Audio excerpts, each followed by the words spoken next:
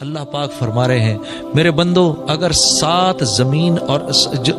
زمین میں جتنے درخت ہیں اس کے قلم بن جائیں، 7 سمندروں کی سیاہی بن جائے، اور تم اپنے رب اور تم 7 آسمان 7 زمینوں میں جتنی مخلوق ہے سب کو جمع کرو، اولین و آخرین کو جمع کرو، جنات کو فرشتوں کو جمع کرو، اب تم سب مل کر تم اپنے رب کی باتوں کو لکھنا شروع کرو، تو اللہ فرما رہے ہیں تمہارے قلم ٹوٹ کے ختم ہو جائیں گے، پانی سمندروں کا پانی سوکھ کے ختم ہو جائے گا، رک جاؤ، اتنے ہی درخت ابھی اور دیں گے، اتنے ہی سمندروں کو پانی سے پھر بھریں گے، پھر یہ سوکھ جائیں گے، پھر قلم ٹوٹ جائیں گے، تمہارے رب کی باتیں ختم نہیں ہوں گی۔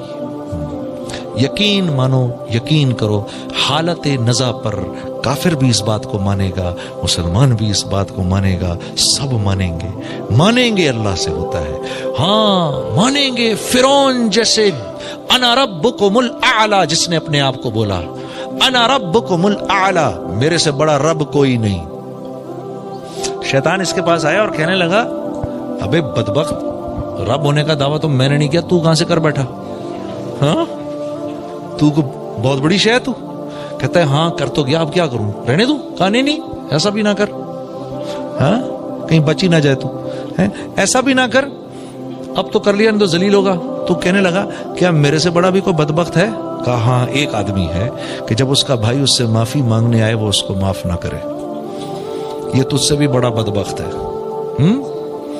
تو فرعون جیسے جابر نے بھی جب آسمان سے فرشتوں کو اترتے دیکھا اس کی جان لینے کے لیے تو کیا بولا؟ آمنت برب موسیٰ و ہارون، میں موسیٰ اور ہارون کے رب پر ایمان لاتا ہوں۔ یہاں ایک عجیب بات ذہن میں ہے، آئیے آپ کے سامنے عرض کر دوں کہ ابو جہل جب مرنے لگا تو رسول اللہ صلی اللہ علیہ وسلم نے صحابہ سے پوچھا کون اس کی گردن لے کر آئے گا؟ تو عبداللہ بن مسعود کھڑے ہو گئے، یا رسول اللہ میں جاتا ہوں۔ تو جب گئے ادھر جا کر دیکھا تو نیچے پڑا ہوا تھا، تو عبداللہ بن مسعود سے نے اس نے اپنا جو پیر ہے نا اس کی گردن پہ یہاں رکھا، یہاں رکھ کے دبایا، تو حضرت عبداللہ بن مسعود سے کہنے لگا ابے او بکریاں چرانے والے، بڑی اونچی جگہ پیر رکھ رہا ہے تو عبداللہ بن مسعود نے کہا تجھے تیری اکڑ ابھی بھی نہیں گئی، یعنی تو جا رہا ہے دنیا سے تیری اکڑ نہیں گئی ابھی تک؟ کہا محمد صلی اللہ علیہ وسلم کو بتا دینا، پہلے یہ بتاؤ جنگ کون جیتا؟ کہتا ہے پوچھتا پہلے یہ بتاؤ جنگ کون جیتا؟ کہا جنگ جیت اللہ رب العزت نے اپنے رسول اور اس کے حامیوں کو فتح عطا فرمائی اور تیرے جیسے اپنے دشمنوں کو ذلیل کیا۔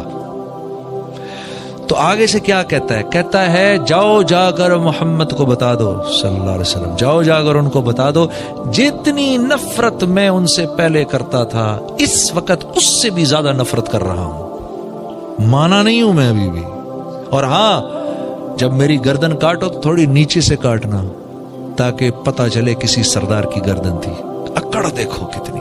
تو آپ فرمایا کرتے تھے میرا فرعون موسیٰ کے فرعون سے بھی زیادہ سخت تھا۔ اللہ معاف کرے، یہ تکبر اتنی خطرناک چیز ہے۔ میرا فرعون موسیٰ کے فرعون سے، موسیٰ کے فرعون نے تو جب فرشتوں کو اترتے دیکھا تو فوراً کہہ دیا آمنت برب موسیٰ و ہارون، اور یہ میرا فرعون دیکھو آخر وقت میں بھی یہ کہہ رہا ہے۔ تو میرے دوستو حالت نزا پر تو سب مانیں گے اللہ کو، حالت نزا پر سب مان جائیں گے، ہاں قیامت کے دن کھڑے ہوں گے اللہ کے سامنے، ربنا ابصرنا وسمعنا فرجعنا نعمل صالحا انا موقنون، یا اللہ دیکھ لیا، سن لیا، سمجھ لیا، ایک چانس اور دے دے واپسی کا، اور کوئی چانس نہیں ہے۔ تو یہ اللہ والے آج ہمیں کہتے ہیں اس بات کو پہلے مان لو۔ دیکھو دعوت دو گے تو یقین بدلے گا، یقین بدلے گا تو زندگی میں اعمال آئیں گے، جسم سے اعمال نکلیں گے، اور جب اعمال نکلیں گے تو پھر اللہ کی مدد اترے گی۔ ہاں دیکھو آپ سب لوگ خدا کے لیے نوجوان کتنے بیٹھے ہیں، ہائے ہائے اپنی زندگیوں کی قیمت لگاؤ میرے دوستوں، بے قیمت نہیں اٹھو یہاں سے۔ ہاں ہماری جس مقصد کے لیے اللہ نے بھیجا ہے اس مقصد کو سمجھنے کی کوشش کرو۔ ہم سب کے سب سارے کے سارے عالم کے ذمہ دار ہیں، اس امت کے ایک ایک نوجوان کے اندر، ایک ایک انسان کے اندر ایک نبی کا کام کرنے کی صلاحیت ہے. ہاں، ایک نبی کا کام کرنے کی صلاحیت ایک نوجوان کے اندر ہے. صلاحیت موجود ہے، پھر اللہ کام کیسے لے وہ اللہ پر موقوف ہے، لیکن صلاحیت موجود ہے. میں نے آپ کے سامنے شروع میں عرض کیا تھا. ہاں، عورت کو دیکھو، عورت کیسے، میں نے کہا تھا نا گھر چلاتی ہے. عورت کو دیکھو، واہ واہ سبحان اللہ. وہ ایک آدمی آیا، یا رسول اللہ 3 دن سے بھوکا ہوں. آپ نے فرمایا اچھا. اپنے گھروں میں پتہ کرایا تو 9 گھروں میں کچھ نہیں تھا کھانے کو. صحابہ سے پوچھا بھائی کوئی لے جائے گا میرے مہمان کو گھر؟ ثابت بن قیس رضی اللہ تعالیٰ کھڑے ہو گئے، یا رسول اللہ میں لے جاؤں گا. میں لے جاؤں گا کیا مطلب؟ آپ لے تو جائیں گے، گھر کس کے ہاتھ میں؟ بیوی کے ہاتھ میں. بیوی کو پتہ ہے کھانا ہے نہیں ہے کیا وہ سب. اب جب گھر لے کر گئے تو اب اسی لجاجت سے بیوی سے بات کی، کیونکہ مدینے کی جو انصار تھے ان کی بیویاں تھوڑی سی ذرا سخت مزاج تھیں. بنی بھی نہ ہو تو مسئلہ کھڑا ہو جائے، لیکن وہ بنی ہوئی خواتین تھیں، صحابیات بنی ہوئی خواتین تھیں. کہا کس کو لائے؟ کہا محمد صلی اللہ علیہ وسلم کا مہمان لایا ہوں. وہ بنی ہوئی تھیں، اہلن و سہلن. اچھا بھوکا ہے 3 دن سے، کچھ کھانے کو ہے؟ کہا کھانے کو تو تھوڑا ہے، اتنا ہی ہے کہ بچوں کو کھلا دوں. اتنا ہی ہے کہ بچوں کو کھلا دو. ہم میں سے تو کیا فرمایا کہ ایسے ہو سکتا ہے کہ ان کو سلا دو، ان کو نہ کھلاؤ، یہ کھانا اس کو دے دو. ہم میں سے کتنے کر سکتے ہیں اس طرح؟ بچے کو بھوکا سلا دیں، روتا پیٹتا، کوئی نہیں بیٹا سو جا، اور کھانا لے جا کے مہمان کے سامنے رکھتے ہیں. بنی ہوئی عورتیں دیکھو، عورت کیسے دین کی دعوت مل رہی ہے اس عورت سے. باپ تو کہہ دیتا ہے، اب وہ اس ماں نے کس دل سے بچوں کو بھوکا سلایا ہوگا. سو جا بچوں، سو جا سو جا سو جا. بنی ہوئی عورت، اس امت کی عورت کیسی داعیہ ہے. کہا ٹھیک، بچوں کو سلا دیا.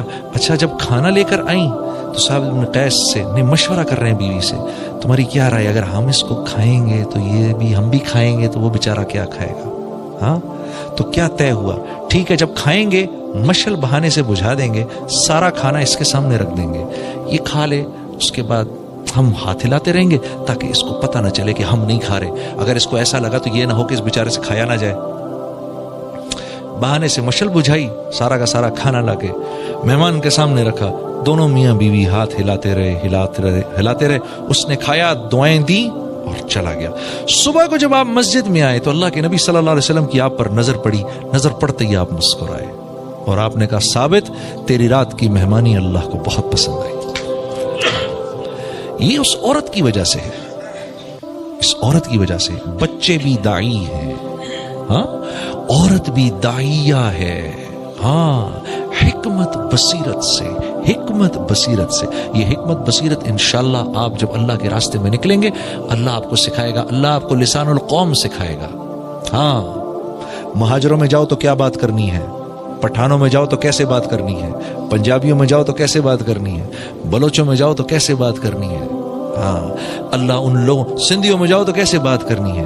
ہاں ہم پٹھانوں کو کریڈٹ دیتے ہیں بڑی بہت زیادہ مہمان نوازی کا، بہت مہمان نواز ہیں، اس میں کوئی شک نہیں ہے.